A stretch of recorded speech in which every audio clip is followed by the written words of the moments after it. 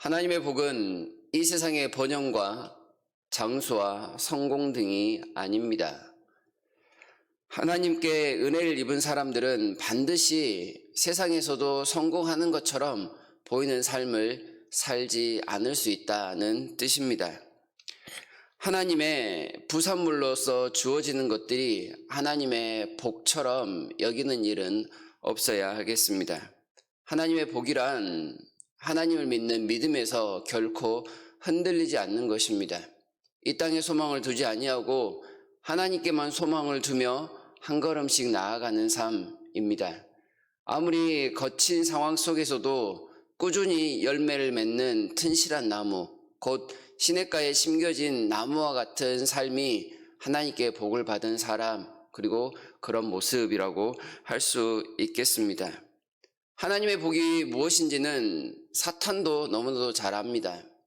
사탄에게 있어서 번영과 장수와 여러 가지 복이라 할 만한 그런 상황들은 별로 관심의 대상이 아닙니다.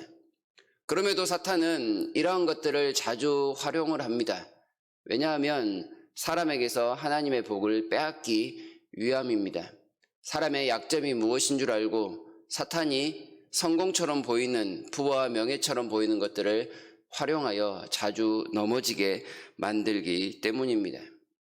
욥의 친구들은 이러한 하나님의 복의 부산물로 보이는 것들을 하나님의 복이다 이렇게 확고하게 믿습니다.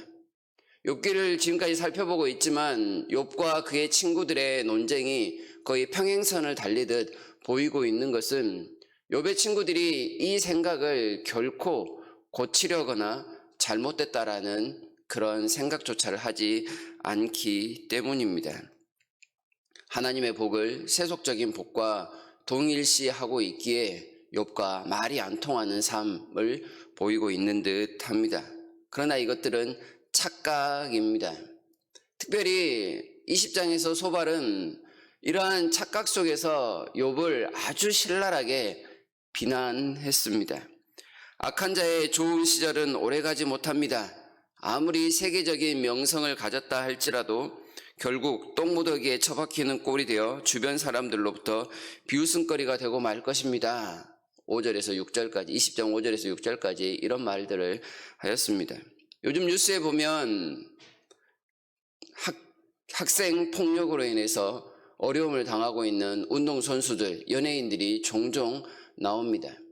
꼭 이처럼 학교 폭력을 숨겼던 사람이 지금에 와서 어려움을 당하고 있는 것처럼 욥을 그런 사람에게 비유합니다.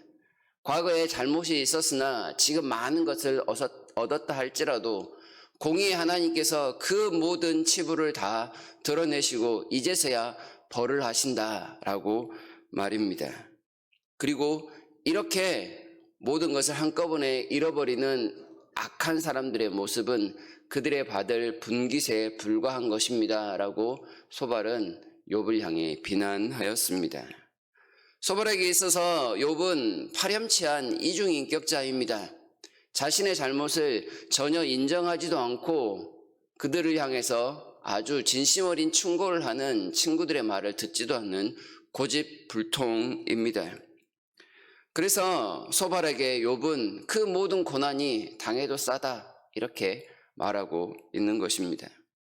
그러나 욥은 아니다라고 연거푸 변명합니다. 친구들이 말하고 있는 악인과 나는 다르다라는 게 욥의 주장인데요. 보통의 악인들은 하나님을 찾지 않습니다.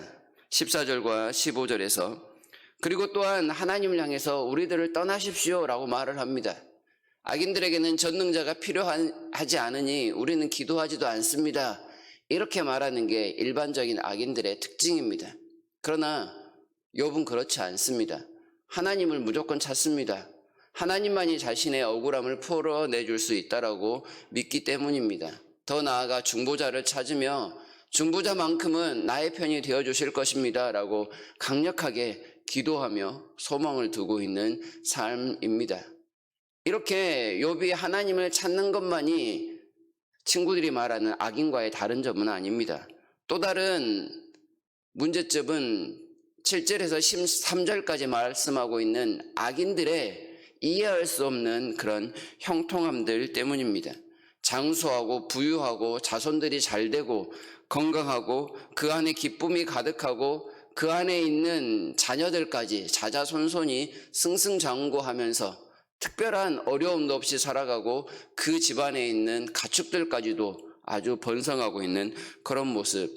매일매일 축제를 즐기듯 그렇게 즐거움의 한때를 보내다가 심지어는 죽을 때에도 별다른 고통 없이 곧 눈을 감아버리는 이런 모습들을 어떻게 설명할 수 있을 것인지 지금 욥이 소발에게 질문을 하고 있습니다.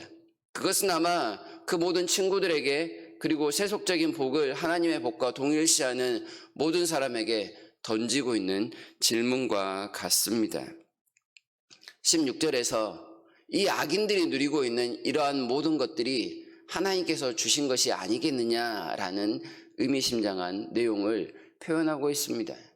악인들이 받아 누리고 있는 이 모든 것들이 하나님께서 주신 것이 아니라면 그들은 도대체 어떻게 이것들을 받았을까요? 그들이 열심히 일을 해서 얻은 것이라면 다른 세상의 한편에서 열심히 일해도 이런 삶을 살지 못하고 있는 사람들은 또 어떻게 설명할 수 있겠습니까? 하나님께 복을 받지 않았다면 어떻게 이 일이 가능한지, 혹은 하나님께 복을 받았다면 이들이 왜 악인인지, 하나님을 여전히 알지 못하는 사람들인지 설명을 해야만 한다는 뜻입니다. 세속적인 복과 하나님의 복을 동일시하면 이런 문제가 생깁니다. 욥이 벌을 당하고 있는 것은 하나님께 악을 행하고 있는 사람이라는 생각 속에서 그 생각을 떨쳐버리지 않으니 이런 어려움에 봉착하고 있는 것입니다.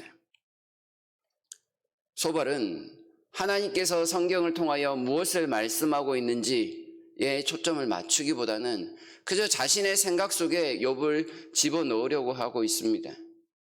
진리가 아닌 것에 자신들이 가지고 있는 그런 생각 속에 한 사람의 인생을 짜맞추려고 하니 억지 아닌 억지를 계속해서 강요하고 있다는 뜻입니다. 이렇듯 욥기는 반복적으로 우리에게 하나님을 믿는 복이 무엇인지를 말씀해 주고 있습니다. 욥의 변론과 친구들의 공격을 통해서 과연 하나님을 믿는다는 것이 우리에게 무엇입니까? 하나님을 아버지로 모시고 살아가는 성도의 복이 무엇입니까?를 이야기합니다. 아무리 이야기해도 듣지 않는 이 친구들처럼 어쩌면 많은 사람들은 그럼에도 불구하고 하나님을 믿는 사람들은 장수하고 성공하고 복을 받고 모든 일이 잘 돼야 돼라고 생각할지도 모릅니다. 친구들처럼 말입니다. 이런 사람들을 향하여 하나님께서 그것이 아니야 라는 말씀을 반복하고 있습니다. 하나님은 사탄을 통해 욥을 시험하심으로써 그의 믿음을 확인하셨습니다. 그가 정말로 하나님께 복을 받은 사람이라는 것을 확인하셨습니다. 그리고 이제는 하나님께서 그 복이 무엇인지 잘 모르는 친구들을 깨우치시기 위하여 노력하고 계시는데 이 친구들은 아직 그 수준에 머물지는 못합니다. 세상의 복락은 하나님께도 사탄에게도 큰 의미가 없습니다. 중요한 것은 믿음의 약속 위에 굳건히 서 있느냐 마느냐, 하나님의 은혜를 온전히 붙들고 살아가느냐 마느냐에 있습니다. 오늘 우리는 어떠한 믿음의 수준에 머물러 있는지 한번 살펴보았으면 좋겠습니다.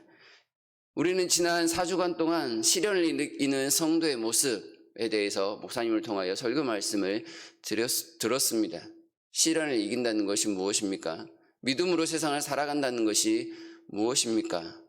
욥과 똑같은 상황은 아닐지라도 어려움을 만나더라도 하나님을 믿는 믿음을 포기하지 않는 것, 어려운 시절에 하나님께 더 나아가는 것이 참된 성도의 모습입니다. 그리고 그것을 우리는 진정한 하나님의 복이라고 말할 수 있을 것입니다. 우리의 믿음을 욥과 같은 수준에 오를 수 있게 해달라고 이 아침에 함께 기도했으면 좋겠습니다. 욥의 친구들과 같은 그런 잘못된 모습들이 있다면 우리를 바꾸어 주시고 바른 생각, 바른 믿음을 가지고 살아갈 수 있게 해달라고 또한 기도했으면 좋겠습니다. 그리하여 믿음의 장성한 분량에까지 자라가는 우리 모두가 되시기를 바라면서 이 주일 아침을 주님 앞에서 시작하시는 모두가 되기를 바랍니다.